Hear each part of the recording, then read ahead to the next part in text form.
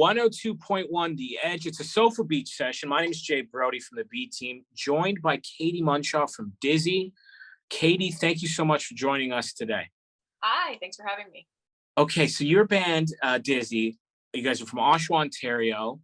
You met your drummer Charlie in high school, right? Yeah, How did that high school friendship turn into a band? it was really interesting actually. I mean, Charlie sat in front of me in grade 9 math class, and we became really fast friends through choir. And we just realized that we liked a lot of the same music, and we started doing the talent show together. And I Yes. would pick specific songs that I would want to sing to my ex in front of the school, and Charlie would play the guitar for me, and it would be really dramatic. And then when we got to grade 12, I was talking to him about going away to school, and he's like, I'm not going away. I think I'm gonna take a year off and give music a try. And he said, I'd love if you join me, and we started a duo. And we quickly realized that it was pretty limiting being a duo. Yeah. And realized that Mac and Alex, Charlie's brothers, were just around the house at Charlie's house, who also played guitar and bass. And Charlie, Amazing. so it just worked out really perfectly. And yeah, we all get along super well. So. And how was that listen, you're obviously a successful band now, Juno Awards. But what was it like when you had to tell everybody, hey, we're not going to post-secondary, we're going to make music a thing? I mean, it was definitely really difficult. We're from Oshawa, which isn't specifically known for Yeah. birthing musicians. So it was a shock to, I think, my family in particular, who kind of expected me to go away to college and get a normal 9 to 5 job. But they've been really supportive, and I don't know. I'm really glad we did it. Oh, listen, we're all glad you did it because the music has been fantastic. Was there a moment where you started getting support as opposed to questions as far as when it turned around? I imagine at first everyone's like, come on now, what are you doing? And then when do you know when has it changed yet? I mean, I think my mom's always a little bit like, what the heck is going on? Are you okay? I think the Juno was big for my mom for sure. She really likes to, she's a nurse, so she likes to show off to all the doctors at work, I think. And be like, oh, my daughter won this. Yeah, or just being played on the radio. I think she really enjoys that. Tremendous. It's tremendous. I love these stories. I love hearing about people taking these big risks, which at the time must have seemed like a big risk, and it paying off in a big way. What was it like to win a Juno? I don't know. I mean, I don't even remember it, honestly. We did not think we were going to win that. We were on tour with Tokyo Police Club, Legends. We both flew back to London to go to the awards, and we were like, definitely we're not gonna win.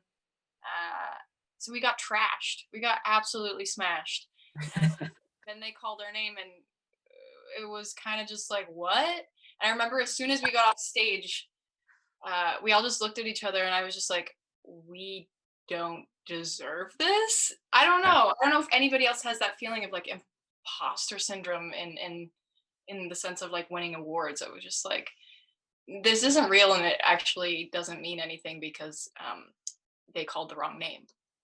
Well, we've seen that happen in an awards show, but you guys definitely won that award. That was yours.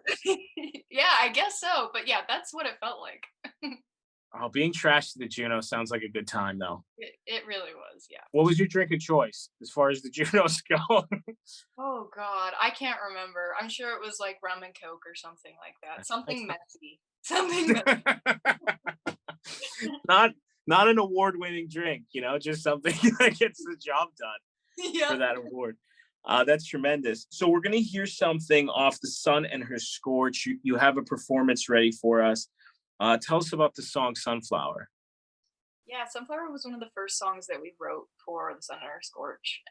And it was really interesting because our first record, Baby Teeth, was largely electronic. There were no live drums. And Sunflower was just begging for these massive, church size drums. And we were like, okay, if this is what it wants. And it turned out to be a really interesting move for Dizzy, I think. Okay. So here's Dizzy with Sunflower. It's 102.1 The Edge, and this is a Sofa Beach session.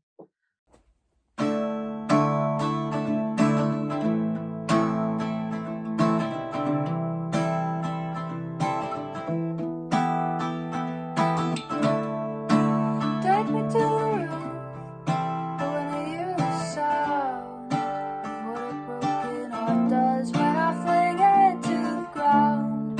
Say for the winding moon, there's no one else around. I know that I'm asleep when all my teeth can fall out, and all the walls caving in and make the jump from so high.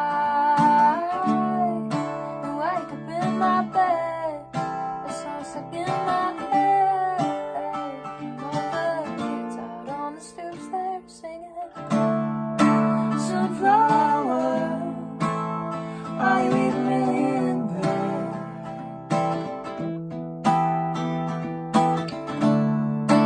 Sunflower, are you even really in bed? Are you even really in bed? Ever since you left, I've wanted to drop dead. The words you said are scattered out onto the pavement. You found me in my room, standing on my head. 'Cause I like to let the blood rush to it. Sunflower, are you even really in bed?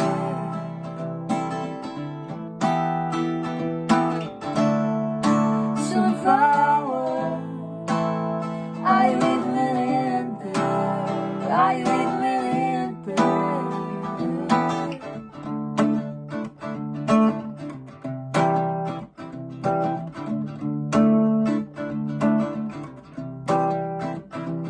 How do I sleep when I'm in a dream where I don't wake up? Where the kids still sing, the pendulum swings, the glass pushed up. How do I sleep when I'm in a dream where I don't wake up? Where the kids still sing, the pendulum swings, the glass pushed up. How do I sleep when I'm in a dream where I don't wake up?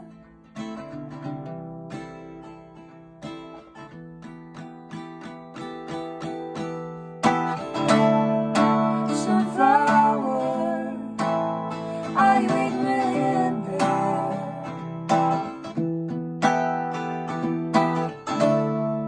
Sunflower, are you even really in bed? Are you even really in bed? How do I sleep without a dream? I don't wake up. Are you even really in bed? Kids still saying the pendulum swings, the glass pushed up. How do I sleep without a dream? I don't wake up. Are you even really in bed? Are you even really in bed?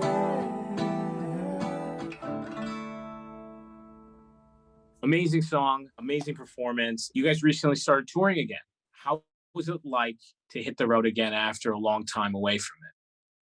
It was wonderful. I mean, we were on tour with City and Color in September, and that was fabulous. I mean, what a way to dip your toe back into live shows, like playing these beautiful, massive theaters with like Dallas Green, who's Yeah. obviously like, yeah, we're just massive fans. And I don't know, it is just like a lot of pent up energy. I found, especially at our live shows, that just was totally released in those shows, and you can tell the crowd is just so ready to be back. So it's Yeah. nice. So you guys are relatively a newer band, being out on the road with these big bands, gaining notoriety yourself, gaining a fan base. What's that like? I would say at first I found it really intimidating for sure. I think that you realize that people are just people a lot of the time. No need to be starstruck or whatever. But you know, touring with bigger acts and them being so kind to us as an opening band is just been a lesson in treating everybody with kindness on tour, especially now that we just did our own headline tour and, had an opener, and now we know how to like take care of our opener and realize that there are no egos on the road. Absolutely none. We've been very lucky, at least, to tour with bands that did not have egos whatsoever. That's beautiful. It's nice that you realize sometimes, like that a lot of where you get to in life has to do with the kindness of others in unexpected circumstances. Absolutely. And like, you want, like, personally, like, I've always wanted to believe that anywhere I get is because I'm awesome. But the farther I go in my own career, I realize, like, it's not the case. There's been a couple people been really nice to me, and I owe them so much, and that's it's amazing to hear that it's like that in your industry as well, and that you've worked with so many cool people. I want to end off with a question that I've asked a lot of bands. What was the worst show you've ever played? Not necessarily, like, just in general. When I say the worst show you've ever played, whatever comes to mind. Do you have any worst show memories that you can share? The one that comes to mind is we played the Horseshoe. It was one of our first shows in Toronto, and we had just got in-ears, and we were playing to like a track. We have tracks for synths that aren't being played, and it was just so effed up. Like, everything effed up. The tracks were playing at a different time than we were supposed to, and I just went off, and I just cried. I just cried in that little hallway in the Horseshoe. Yeah. It's a legendary venue. I'm sure some legends have cried there before as well. I think so too. Yep, I think so too.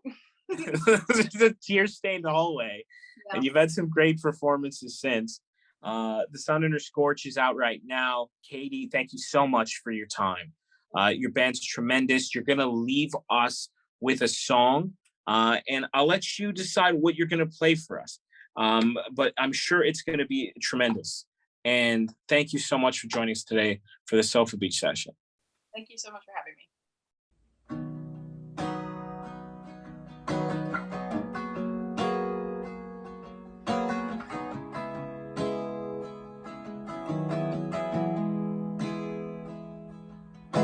September's end is on its way, and I am still in sandals, and it's getting hard to concentrate.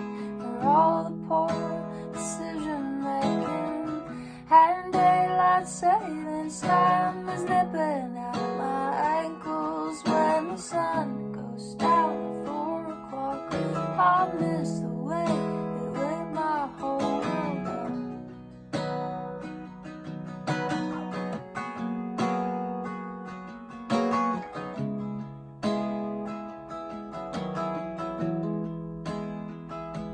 So I'll sleep it away and let the winter turn to morning, and I'll drain all the ice from the creek. When I'm frozen, but I'm golden, go to bed if I get lonely, and I'll sleep it away.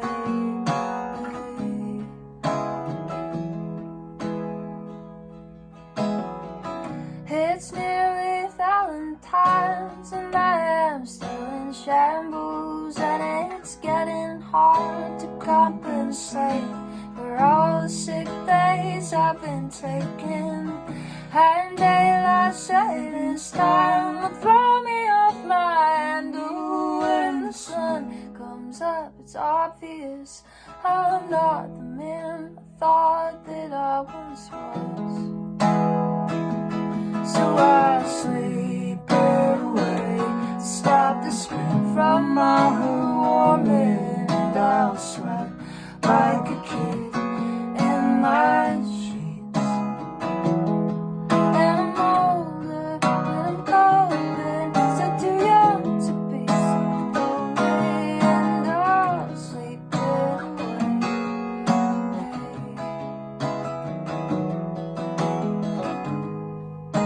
Set me down, thaw me out, watch me ricochet inside myself.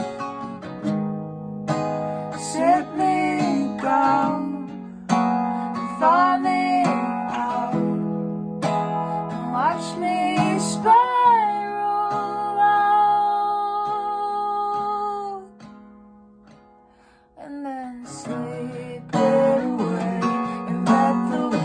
return to morning and I'll train all the